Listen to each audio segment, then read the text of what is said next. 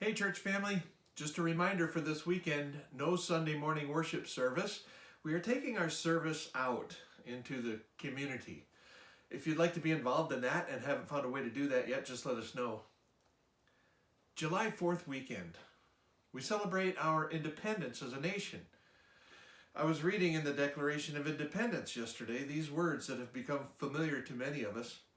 We hold these truths to be self-evident, that all men are created equal, that they are endowed by their Creator with certain unalienable rights, that among these are life, liberty, and the pursuit of happiness. We may not be as familiar with these words at the end of the Declaration of Independence that say this, and for the support of this declaration, with a firm reliance on the protection of divine providence, we mutually pledge to each other our lives, our fortunes, and our sacred honor. Wow, so the Declaration of Independence was made with a firm reliance, a firm dependence on God, and made in interdependence with other people.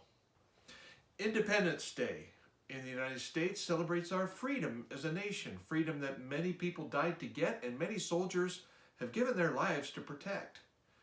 So freedom from what and freedom for what? For our country, the idea of freedom for independence really means independence from the oppression that would prevent true freedom for the individual.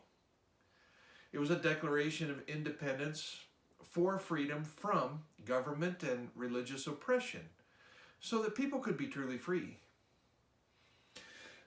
On a drive through Nevada one year on our way to Montana, we encountered this interesting sign. It was a big green exit sign that said Independence Valley. And then below that was some further information that said no services, prison area, hitchhiking prohibited. What a contrast. A prison in Independence Valley.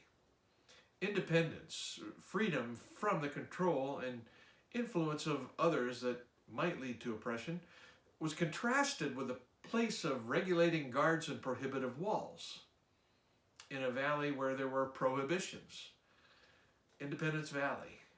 We had a great discussion about that as a family.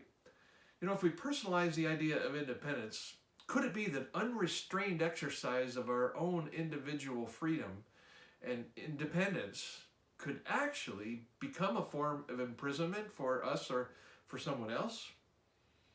I mean, is it possible to become a prisoner of our own pursuit of independence? I mean, if we are left to invent ourselves and embrace the attitude, do whatever you want to do, I mean, that can really be costly.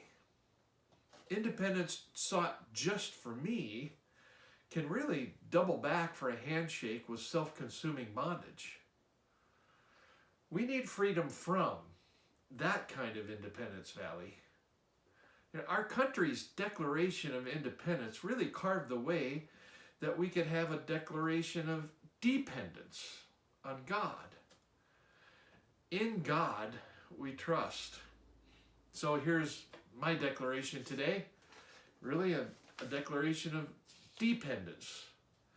And it's expressed well in the words of Psalm 62, verse 7.